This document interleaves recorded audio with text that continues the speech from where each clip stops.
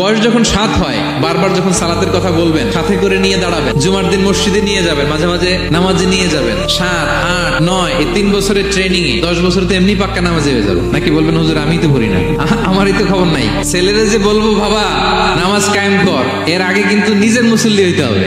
নামাজের ব্যাপারে no consideration, কোনো ছাড় নাই। সালাত আপনাকে পড়তেই হবে যে কোনো পরিস্থিতিতে। এজন্য 7 বছর বয়স থেকে বিশ্বনবী ওয়ার্নিং দিতে বলেছেন। 10 বছর বয়স হলে প্রয়োজনে রূঢ় আচরণ করো, শাসন করো, প্রয়োজনে মৃদু প্রহার করো।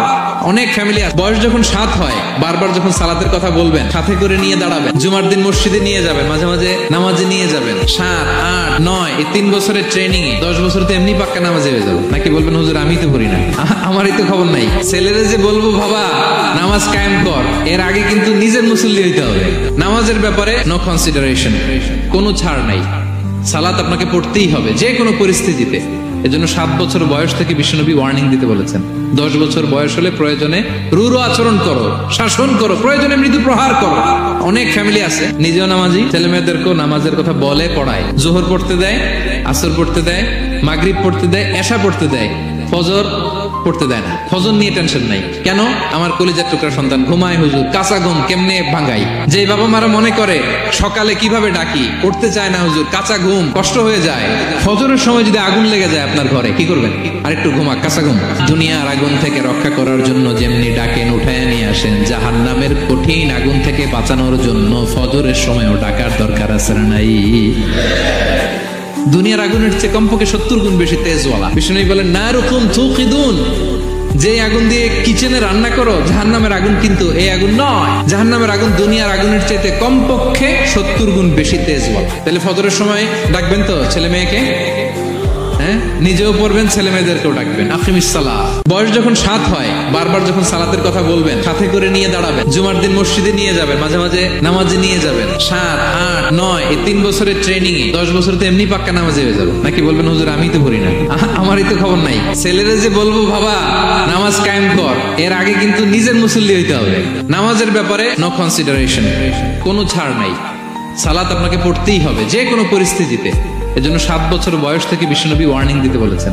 10 বছর বয়স হলে প্রয়োজনে রূঢ় আচরণ করো, শাসন করো, প্রয়োজনে মৃদু প্রহার করো।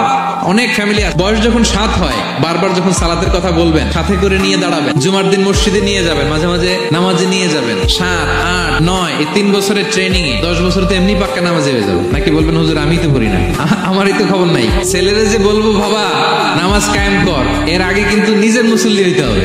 নামাজের ব্যাপারে নো কনসিডারেশন, কোনো ছাড় নাই। সালাত আপনাকে পড়তেই হবে যে কোনো পরিস্থিতিতে। এজন্য 7 বছর বয়স থেকে বিশ্বনবী ওয়ার্নিং দিতে বলেছেন। 10 বছর বয়স হলে প্রয়োজনে রূঢ় আচরণ করো, শাসন করো, প্রয়োজনে মৃদু প্রহার করো।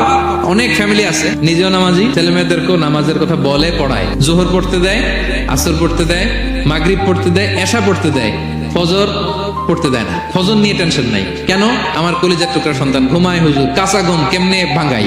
যে বাবা মারা মনে করে সকালে কিভাবে ডাকি, উঠতে চায় না হুজুর, কাঁচা ঘুম কষ্ট হয়ে যায়। ফজরের সময় যদি আগুন লেগে যায় আপনার ঘরে, কি করবেন? আরেকটু ঘুমা, কাঁচা ঘুম। দুনিয়ার আগুন থেকে রক্ষা করার জন্য যেমনি ডাকেন, উঠায় নিয়ে আসেন, জাহান্নামের কঠিন আগুন থেকে বাঁচানোর জন্য ফজরের সময়ও ডাকার দরকার আছে না নাই?